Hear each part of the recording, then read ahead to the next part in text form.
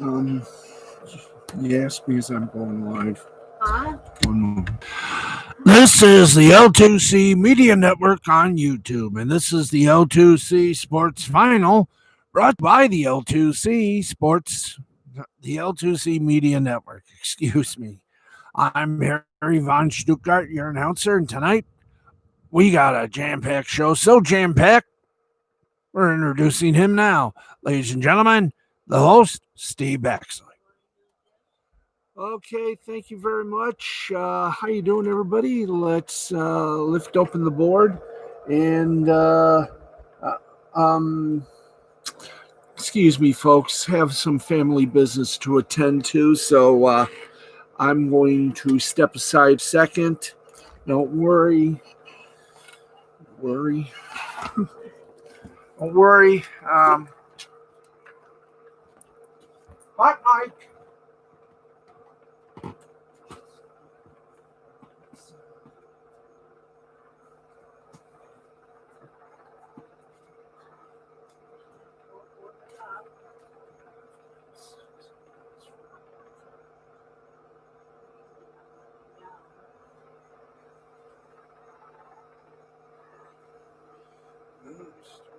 Show.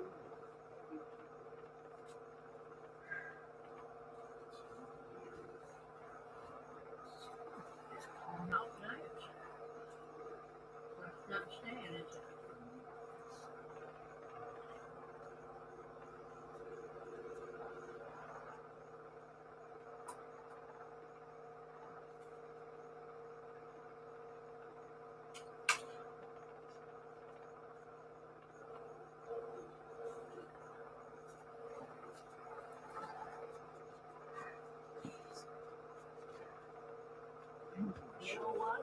I think it was this one that we used. No, it was the sheep one.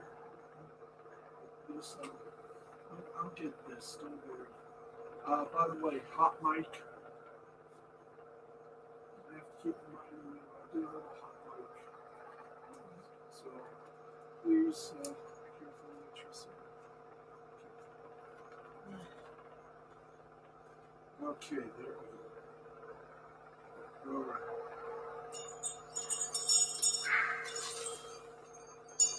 Don't worry, sweetheart. Don't worry. Can you put that over? I don't seem to have the outline. Please. I think I just received it.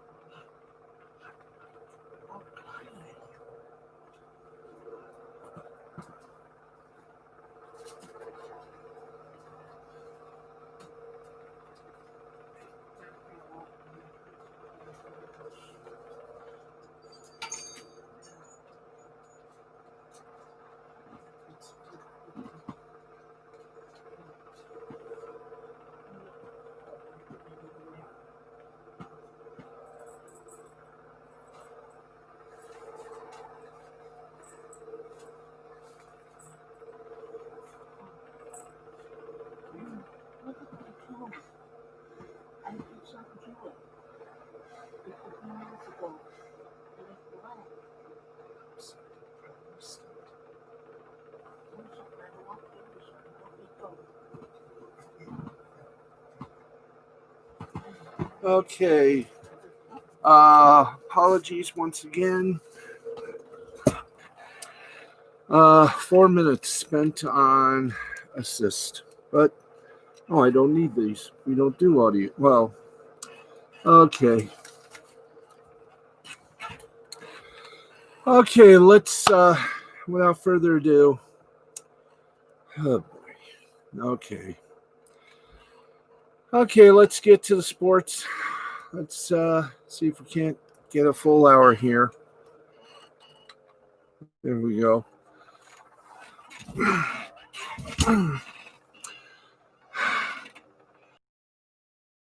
Hour show out of this.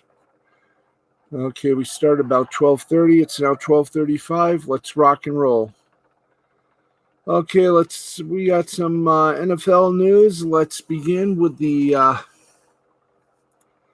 best part of the news, as we remember, and we do. England Patriots. The loss of Tom Brady have been in a rebuilding year. Well, they've done something at least a little noble. Yep, Bill Belichick and the Patriots have already marched to the beat of their own drum, and it's a strategy that has translated somewhat to success. They took some big chances with who they signed in training camp, and once again, it's status quo. Saturday afternoon, the Patriots announced they have signed Paul Quisenberry, who hasn't played college or pro football for 5 years. Now, according to the USA Today sports folk, Quisenberry has been out of football, pursuing a career as a Marine. He played defensive end at Navy his final college season in 2014, but the Patriots are trying him out at tight end. Even if he is a true long shot, he does have NFL in his blood. His brother Scott is an offensive guard for the Los Angeles Chargers, and his other brother David is an offensive tackle for the Tennessee Titans. Last year, even David even caught a touchdown on a trick play against the Indianapolis Colts in Week 2. David was honored with the George Halas Award in 2017 after his battle with non-Hodgkin's lymphoma. Paul Quisenberry did try out with the Texans in 2015, but he failed to get a roster spot. While Belichick isn't afraid to go out on a limb when it comes to searching for talent, he has even more of a reason to do so this offseason. A total of 8 players on the Patriots opted out of the 2020 season due to concerns centering around the COVID-19 pandemic. This season truly is unprecedented. So New England is apparently taking unprecedented chances when it comes to building its roster. It's not bad. As I said, it's noble. And in some aspects, pretty damn good, I must say, and in some aspects, I do say.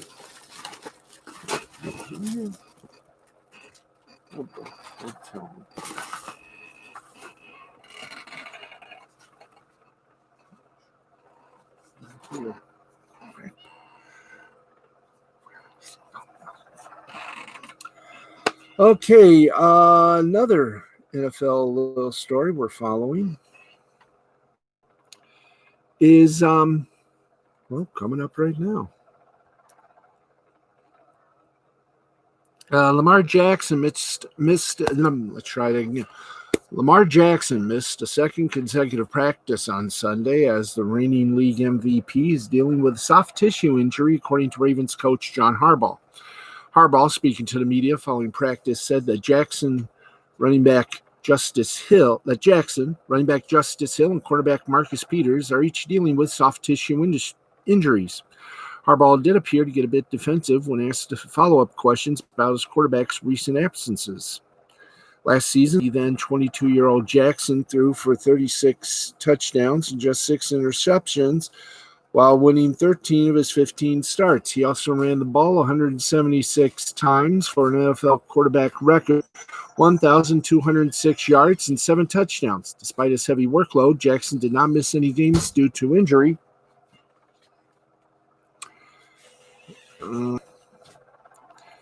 A trend the Ravens would certainly like to continue as Jackson enters his 3rd season.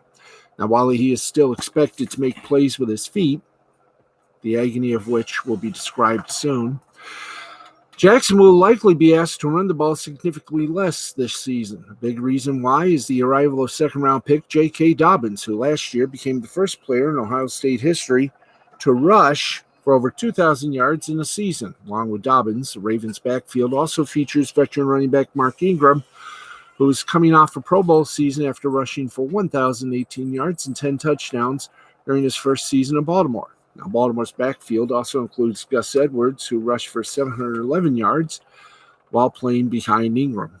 Now, on Saturday, the Ravens website stated that Jackson was getting the day off to rest his arm. Baltimore assistant coach, passing coordinator, receivers coach, and all around, anything else he can do. David Culley dismissed any notion of Jackson's absence being anything major. Culley said, what he's getting right now is a day he normally gets. He's been throwing the ball beautifully all training camp, and the arm gets a little tired every now and then. This is just part of the rest that he has gotten in previous camps. You gotta agree.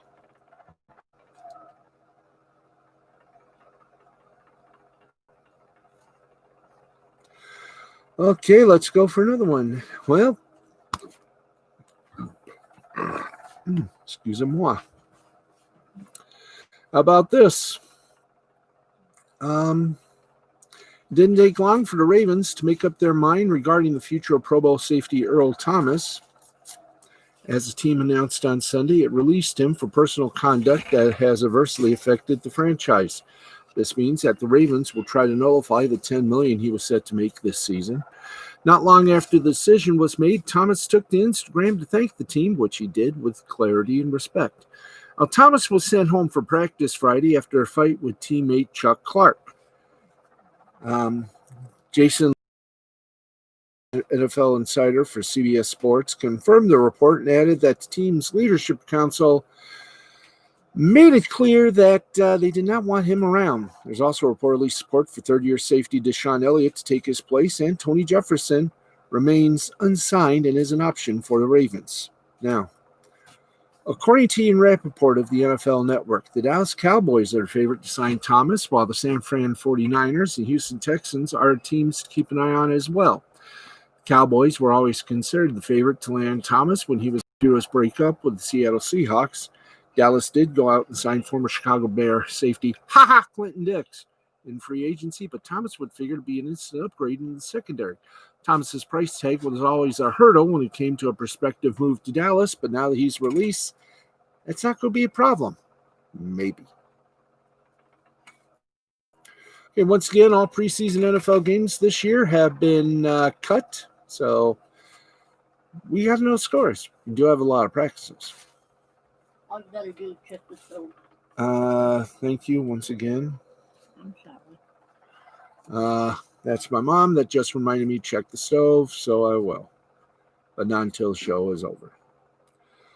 Okay, let's hit up a little soccer news for you, and then we shall banter the basketball gods and the sports gods.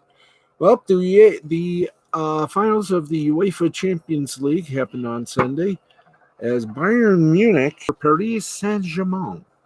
Despite the close scoreline, while some thought we could see a festival of goals, it turned out to be a defensive matchup that took a while to get going as Kingsley Coman's second half header proved to be the winner. Now, here's a look at some good things, maybe a couple of bad things. Now, Bayern became the first team ever to finish a Champions League campaign with a flawless record. They won every single game they played in the competition. This competition saw them play 11 instead of 13 games due to the switch from 2 legs to 1, the quarterfinals and semifinals, but no team was even able to earn a draw versus Bayern, let alone beat them.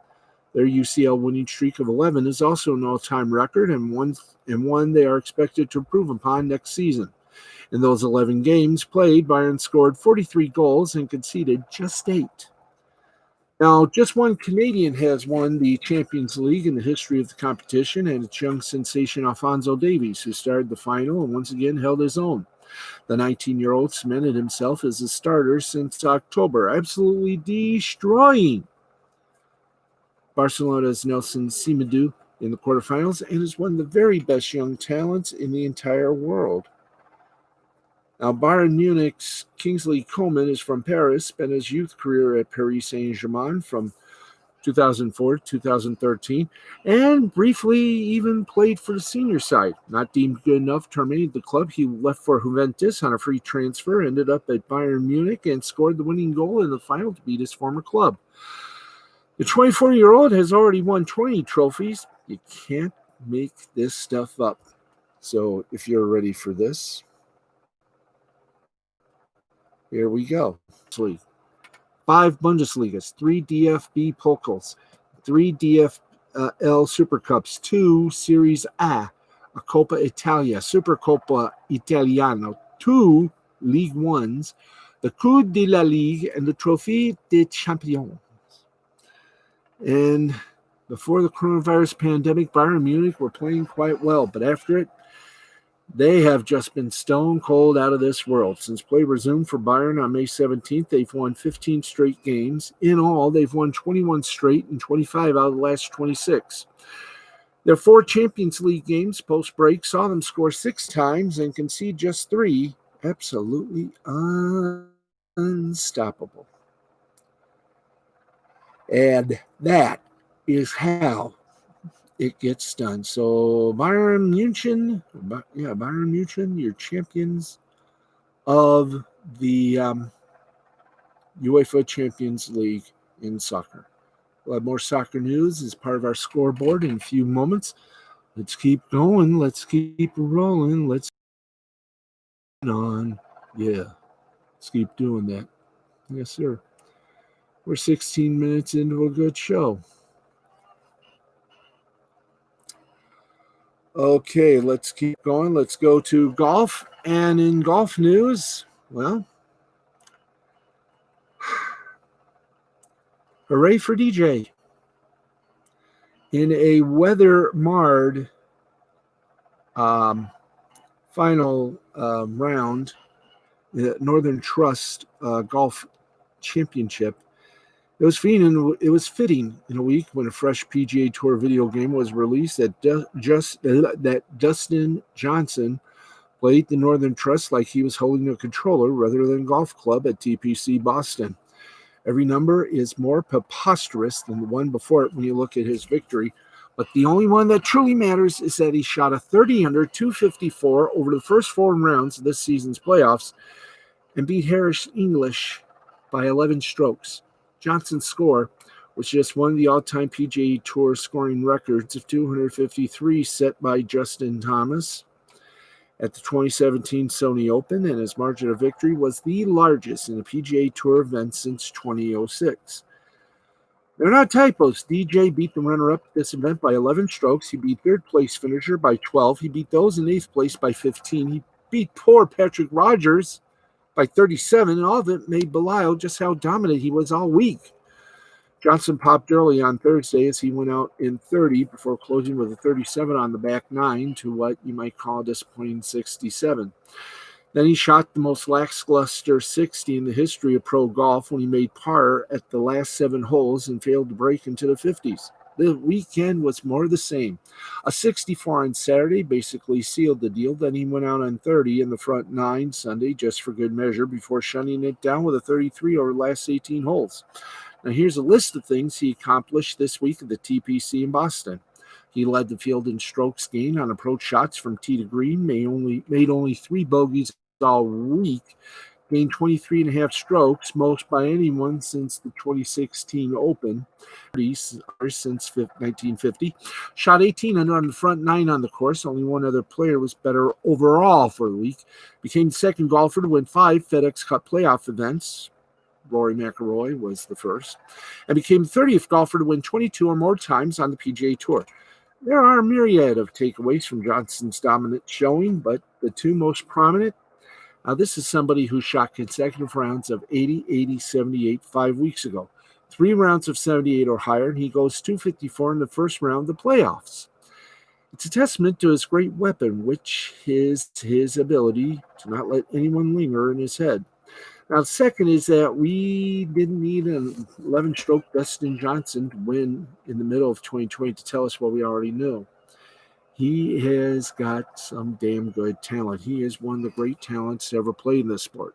Only major wins can change his legacy at this point. However, we do tend to underestimate and underrate some of his victories, and often all victories outside of major championships.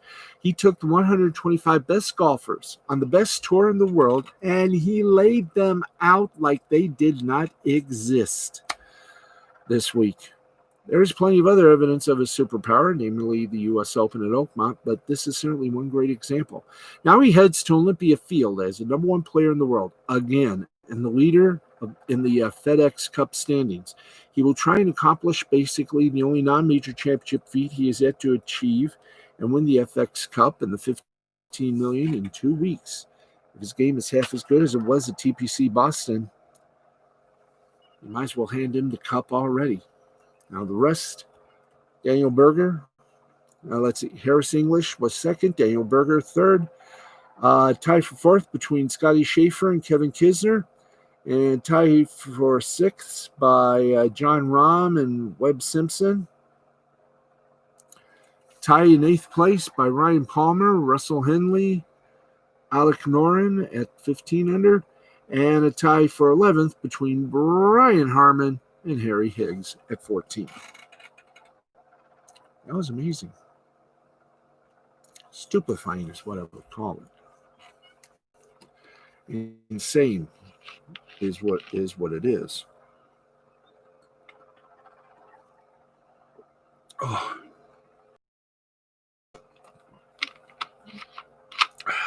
Okay. Let's tell you what happened at the at NASCAR. NASCAR's ultimate quadruple header included, of course, the double header of NASCAR Cup Series at the Monster Mile in Dover, or the Monster in Dover. And today was no exception. Let's give it to you straight. You can take it. Kevin Harvick is one step closer. In fact, you could say he's already clinched the title in the NASCAR Cup Series championships. He's already won the regular season title. Now he's one step closer to a second championship.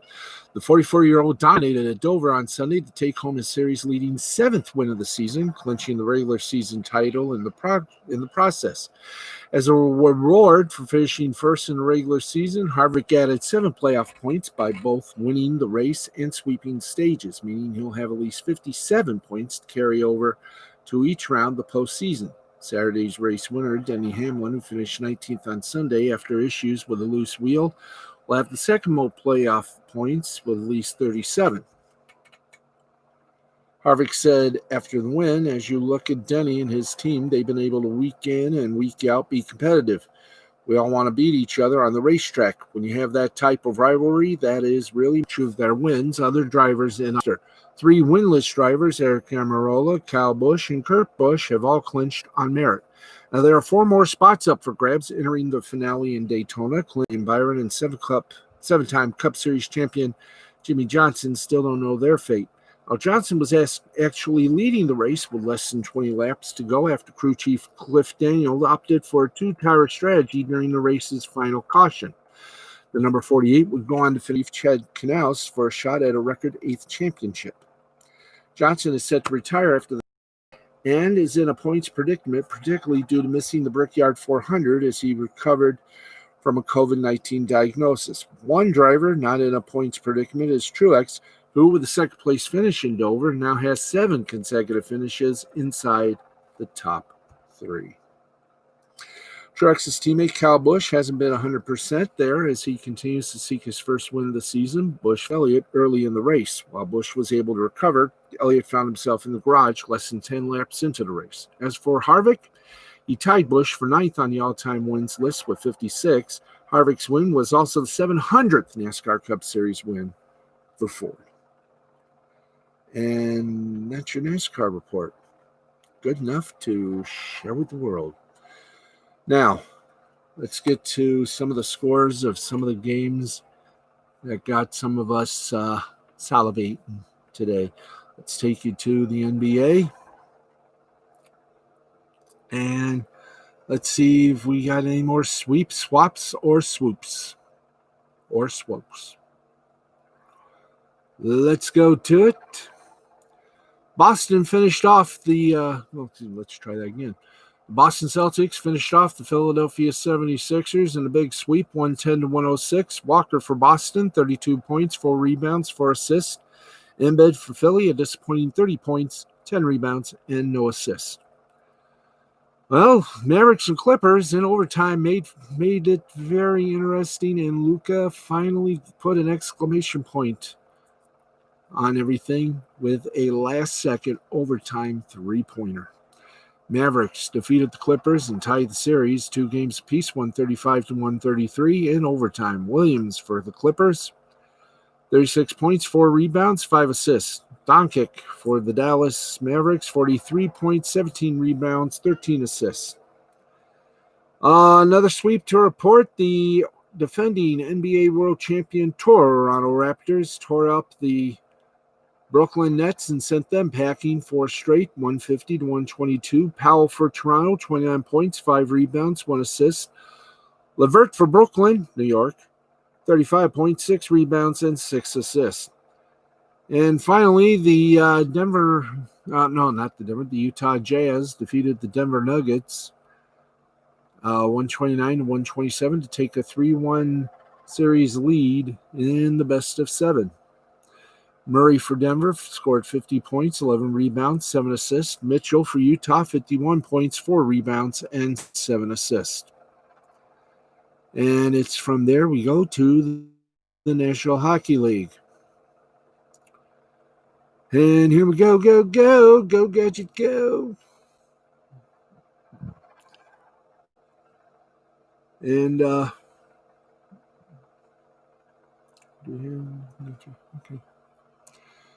okay, and right now, third period early on, we've got, of course, there were 2 games and only 1 final score. As the second round begins, the Boston Bruins defeated the Tampa Bay Lightning 3-2. Pasternak for Boston, Hedman for Tampa Bay, and Marchand for Boston are your Molson 3-star selections.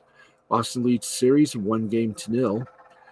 And we're going to call this one because it's impossible. The Canucks can score 6 with less than 8 minutes remaining. The Golden Knights lead the Canucks 5-0. Wow. And the Washington Capitals, they fired Todd Reardon after 2 seasons as their coach.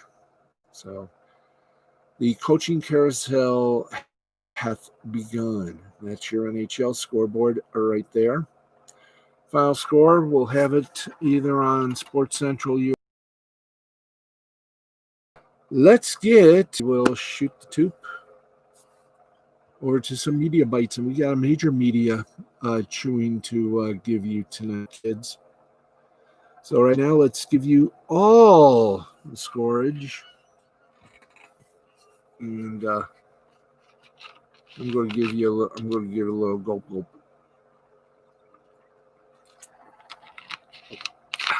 Sorry about that, but need a lot of liquid here. Okay, let's start first with the Nationals. World Series defending champions. They defeated the Miami Marlins 9-3, 9-11-0 for the Nats, 3-9-2 for Marlins. Sanchez, your winner. He's 1 for 3 for the Nats. And Mejia for the Marlins, still looking for his first win in 2 chances. He's 0-2. Sanchez, the perennial winner for today, was also the player of the game. One of the players of the game. He pitched 7 full, gave up 5 hits, 1 earned run, 5 strikeout, no walks. Turner, the shortstop for Washington, went 3 for 3, 2 runs, no homers, and 3 RBIs. The Orioles beat the Red Sox 5-4, 5-10-0 for the Orioles. 4-6-0 for the Red Sox. Eichelman gets the win for the Orioles. He's 2-0. Godley gets his 3rd loss for the Red Sox. And Scott gets a save for the Orioles. Eichmann for Baltimore, the pitcher, pitched 4 1/3 innings, didn't give up a hit or an earned run, got 2 strikeouts and 1 walk. Pillar for Boston, the left fielder, went 2 for 5, 2 runs, a homer, and 1 RBI. Well, the Indians hold on the Tigers. Saturday lasted 1 game. Tigers beat them 7-4 today. 7-13-1 for the Tigers. 4-6-0 for the Indians. Norris, winner for Detroit. He's 2-1. Carrasco for the Indians is 2-3 with the loss, and Cisnero gets his first save for the Tigers. Norris, the Tiger pitcher, went 3 2/3 innings, gave up 2 hits, no earned runs, had 4 strikeouts and no walks. And Goodrum was damn good. The shortstop for Detroit, 2 out of 3. 1 run, 1 homer, and 1 RBI. Blue Jays walloped not Blue Jays. The Tampa Bay Rays beat up on the Blue Jays 5-4, 5-9-0 for the Rays, 4-6-1 for the Jays. Fleming gets the win for the Rays, his first. He's 1-0. Baricki gets the loss for the Blue Jays. He splits the uprights, 1-1. And Curtis gets his first save for the Rays. Fleming, the Tampa Bay pitcher, pitched 5 simple innings, gave up 4 hits, 2 earned runs, got 3 strikeouts and 2 walks. Hernandez, the Toronto right fielder, went 1 for 1, 2 runs, 1 homer, and 1 RBI. Pirates beat up on the Brewers 5-4, 5-9-1 for the Pirates, 4-7-2 for the Brewers. Stratton gets the win for the Pirates. He's 1-0. Phelps gets a loss for the Brews. He's 2 for 3, and Rodriguez gets his first save for the Pirates. Polanco, the Pittsburgh DH, went 2 for 3, 2 runs, 1 homer, and 2 RBIs. Rodriguez, the Pittsburgh pitcher, got not only the save, his 1 inning pitch gave him no hits, no earned runs, got 2 strikeouts, and no walks. Twins beat the Royals 5-4, 5-13-1 for the Twins, 4-9-0 for the Royals. Clippard gets the win for the Twins. He's 1-0. Bubic got a little bad taste for the Royals. He's 0-4. And Rogers for the Twins, his 6th save. Clippard for Minnesota, the pitcher, went 1 full. Didn't give a hit or an earned run. Got 2 strikeouts and no walks. Cruz, Minnesota DH, went 2 for 3. 2 runs, a homer, and 1 RBI. Cardinals defeated the Reds 6-2, 6-12-0 for the Cardinals, and 2-3-0 for the Reds. Cabrera gets the win for the Cardinals. He's 2-1. Mal gets a loss. He's 0-1 for the Reds. Cabrera, St. Louis pitcher, went 2 full, gave up no hits, no earned runs, didn't get a strikeout, but he did get a ball, or a walk, Bader, center fielder for St. Louis, 2 for 3, 1 run, 1 homer, and 2 RBIs. Smart guy. Chicago Cubs beat the White Sox 2-1, 2-5-0 for the Cubs, 1-7-2 for the White Sox. Darvish gets his 5th win. He's 5-1. Cease gets his 2nd loss. He's 4-2. And Jeffress gets his 3rd save for the Cubbies. Darvish is player of the game. 7 innings, 6 hits, 1 earned run, 10 strikeouts, 1 walk.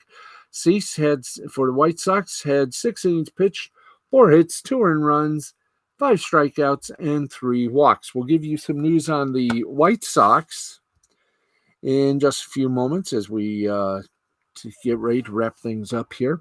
Mariners beat the Rangers in the 2nd game of that lovely little Twinkie. Dunn gets the win. He's 2-1 for the Mariners. Minor winless for the Rangers. He's 0-5. And Williams gets saved for the Mariners, his 6th. Dunn for Seattle, the pitcher, pitched 6. Gave up a hit, no earned runs, got 6 strikeouts and a walk. Williams, Seattle pitcher, came in, 1 inning, gave up 1 hit, no earned runs, 1 strikeout, and no walks. Final in 10 innings, the Oakland Athletics defeated the California Angels 5-4, 5-9-0 for the Athletics, 4-9-1 for the Angels. No winner or loser has been reported. We'll try to get it for you sometime. Bundy for the California Angels pitched 5 2/3, gave up 7 hits, 2 earned runs, 6 strikeouts he got, and 1 walk. While Ohtani, the DH, went 2 for 4, got a run, got a homer, and went 3 RBI.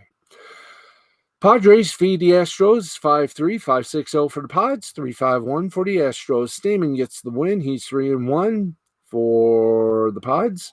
While the Astros, Paredes split the uprights in the loss, he's 1-1. And Pagan gets his 2nd save. Greinke, the Houston pitcher, pitched 6 full. Gave up 4 hits, 3 earned runs, got 4 strikeouts and 2 walks. Pagan, the San Diego pitcher, got the save and 1 inning pitched. No hits, no earned runs, no strikeouts, and no walks. He had a clean plate. Okay, Dodgers mollywop the Rockies 11-3, 11-12-2 for the Dodgers, 13.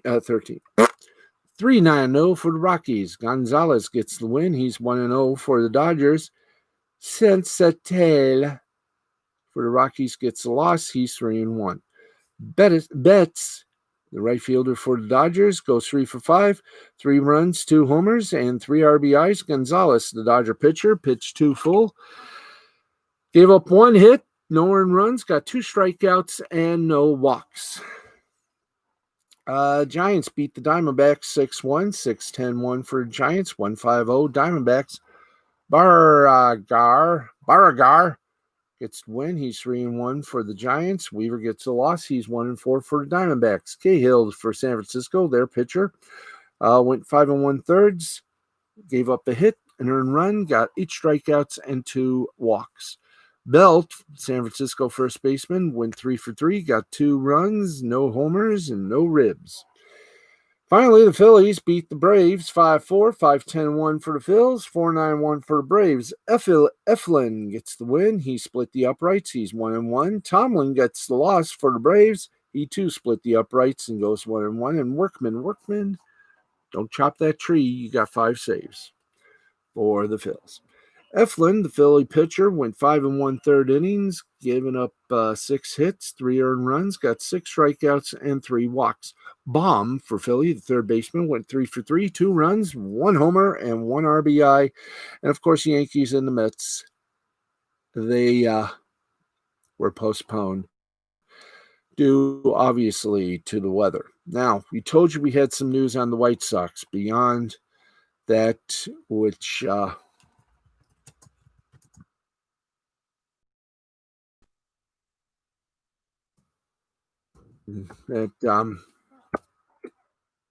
well, they made some news, and wow.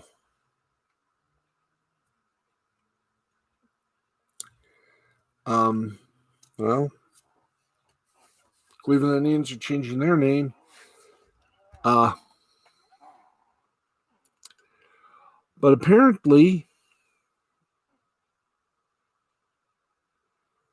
there is a report that the Chicago White Sox are about to change their name.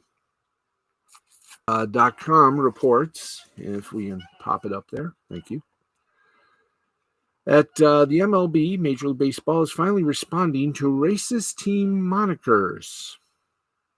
Not only are the Indians going to change their name, but after Chicago Bomani, Major League Baseball made a quote. I've always been offended by the term White Sox, states an angry white baseball fan after seeing Bomani Jones wearing a Caucasian's t-shirt on ESPN long ago. Spelling it Sox implies we are all too busy with our 6-figure jobs to add the extra letters to spell it properly. And yes, we get it. Us white people like to wear socks and sandals because we can afford both socks and sandals. Awful. Major League Baseball created a list of names acceptable for the Chicago franchise to change its team name to one that doesn't offend any people whatsoever. So we go. The Chicago Moon Crickets, Chicago Spokes. I'm not going on with this. No, I'm not going to read the names. MLB stated that they don't want. Is this real or not? Is this real? Can we get? Can we? I don't think that's real. I don't think so.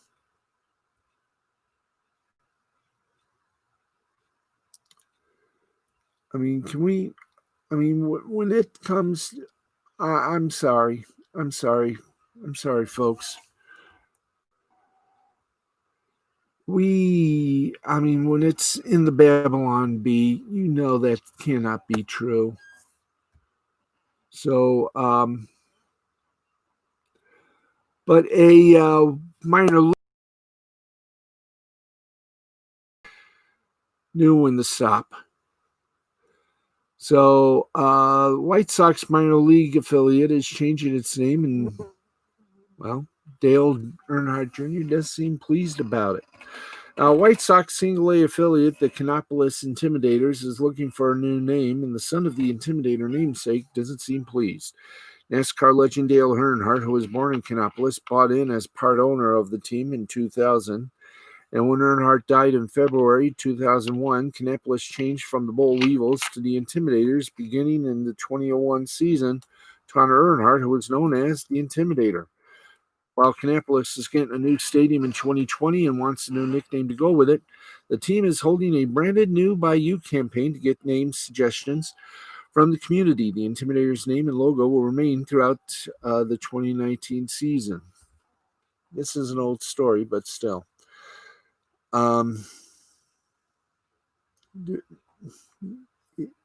This was from 2019, so whatever the name they use, they'll use it. So, man, we are batting about 500 right now in news stories, but I am not even going to say anything. I think it'll just be the White Sox, no inclination. But man, oh man, they had me fooled until I saw the name change. I saw the suggestions. I'm sorry. I'm sorry, everybody. Truly, I am. While we're here, get you some news from our friends at Awful Announcing. And here we go. Boy. And here we go. Happy landings. ESPN and TNT released touching tributes for Kobe Bryant on what would have been his 42nd birthday.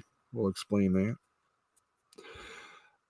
Okay. In fact, why don't we explain that now? By the way, who are the new voices for Monday Night Football? We'll bring you that story coming up as well. We got a lot to do, and how much time do we have to do it in? Well, we're about 2 minutes.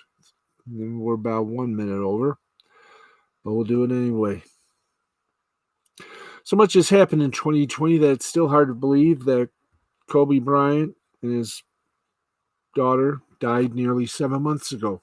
Back then, we weren't thinking about a pandemic or wearing masks or the possibility of big-time events being canceled. So when Kobe's helicopter crashed and killed him and his daughter Gianna and 7 others on board, it felt like it happened so long ago. August 23rd is a tough day for friends and fans of the Lakers legend. Today would have been Bryant's 42nd birthday, and it's the first time his birthday was recognized since his passing. Many posted tributes to Kobe, and in particular, NBA TV partners ESPN and TNT honored the class of 2020 Naismith Hall of Fame inductee. TNT's tribute followed Bryant's career through the eyes of the network, from draft day to his titles to his 81-point performance to his retirement. TNT was there with him and had some fun at the same time. ESPN collaborated with Snoop Dogg for their tribute to Kobe, with the rapper's words accompanied by shots from Bryant's best moments with the various murals and tributes of him and Gianna when they passed. A couple of touching tributes among many to remember Kobe on his birthday. Rest in peace and rest in paradise. Well, UEFA President Alexander Ceferin is considering a single-game format for a Champions League Final 8. Well, while he does, here we go. On the day of the 2020, hi there, get back up there, teleprompt. On the day of the 2020 UEFA Champions League Final, the president, Alexander Ceferin, dropped a rather surprising note on the potential future of the competition. After UEFA was forced to truncate the season's tournament, Ceferin noted that a single-game round seems more interesting and wants to talk to UEFA leaders about possibly making it a permanent concept in their competitions. Now, what makes Ceferin's comment surprising is this is a rare instance of a sports league executive discussing the possibility of having fewer games in their tournament. In most leagues, leaders are looking for ways to expand their playoffs in order to raise more TV revenue. Soccer is no exception, with FIFA expanding to a 48-team World Cup for the men in 2026. Suffern is talking about doing the opposite, which will surely affect TV rights fees if implemented. Normally, after the 32-team group stage, 2 winners from each group participate in a 16-team tournament where the team with more goals after 2 games, one home and one away, advances to the next round. Only the final is single elimination. Well, due to the COVID-19 pandemic, UEFA had to adjust their tournament this year. After this year's round of 16 is completed, the quarterfinals, semifinals, and final were all single game rounds at a neutral site in Lisbon, Portugal. Now, Sefrin made it a point to say that there's nothing inherently bad about the current non-COVID setup, and he's right, but the single-game Final 8 setup has resulted in some wild outcomes. Since the restart, the winning team scored multiple goals in all 10 games. In the quarterfinal, 5 goals were scored per game, although half of those goals were scored in Bayern Munich's 8-2 win over Barcelona in the semis. A pair of 3-0 contests further showed that almost as many goals are being scored in one game than in 2. Now, a lot of that is because there's more urgency in a 90-minute game than in a 180-minute game. Obviously, there's urgency in both, but the first game in a 2-game series is all about not losing instead of winning. If you lose 1-0 after the first game, you know you have another 90 minutes to turn that around. In addition, top teams benefit from a 2-game series because there's time for their talent to shine and overpower an inherently weaker team. That's why the same few teams seem to do the best each year. Now, will this happen? Maybe. Suffern himself says it's much too early to know if this will be a permanent change. Not only do teams and leagues need to support it, it's got to fit in a cramped schedule that has few openings for changes. Will single game rounds be at a neutral site, or will one team have the benefit of being the home team? Will UEFA's network partners see Suffern's point of view that fewer games create more value in each game when they see they're paying money to potentially broadcast fewer games each year? We'll just have to wait and see. And wait, and wait, and wait. Oy! We've had this on our sports leftovers and couldn't get to it, but now, if we can, thank you.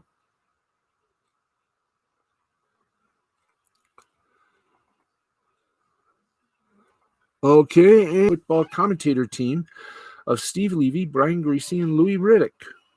That's right.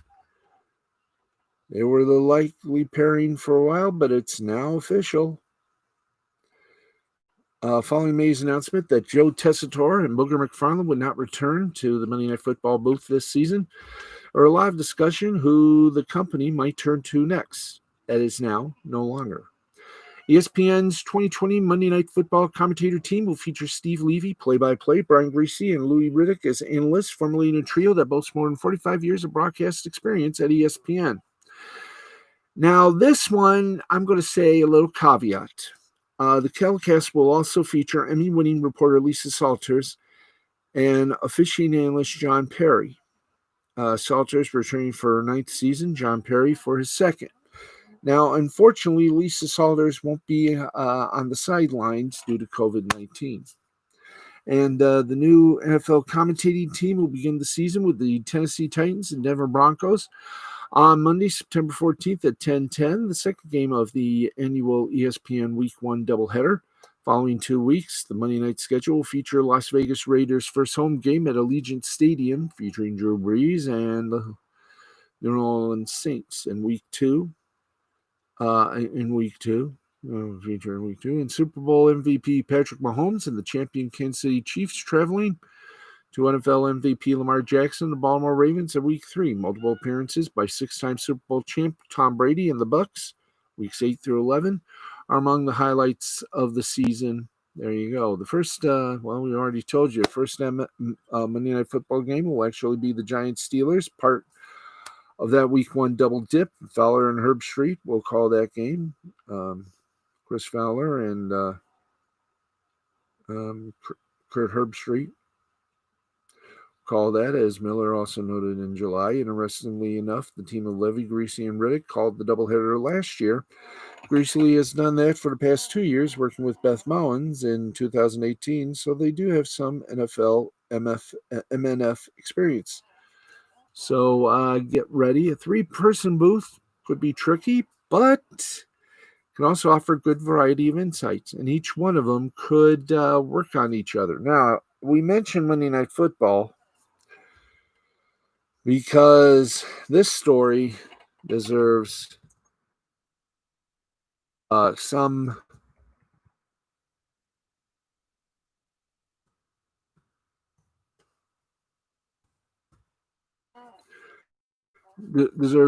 some acknowledgement, if not reporting. Now,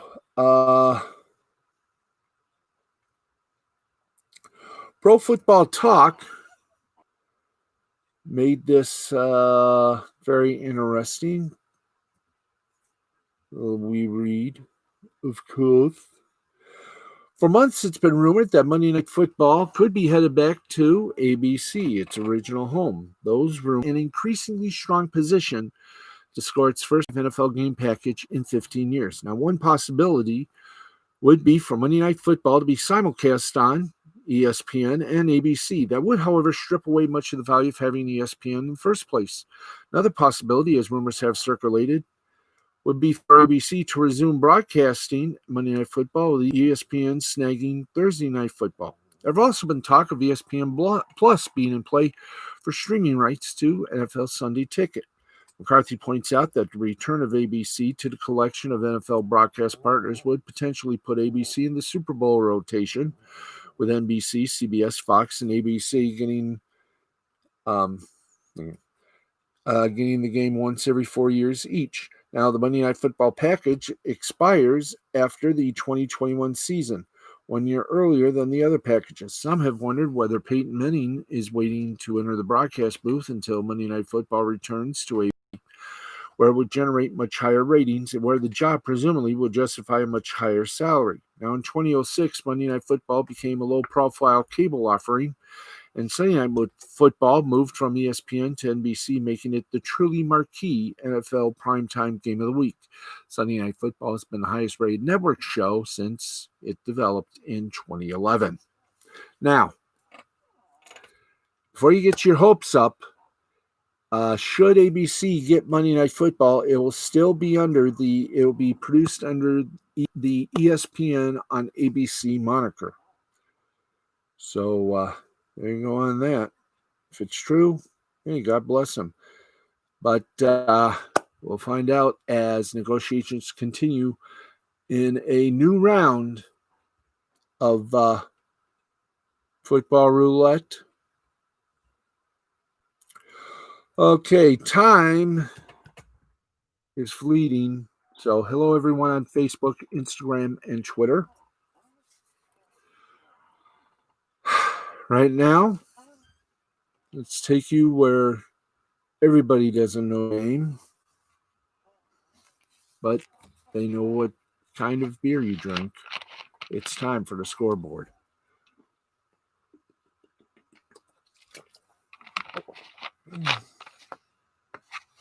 Oh, boy. Good times.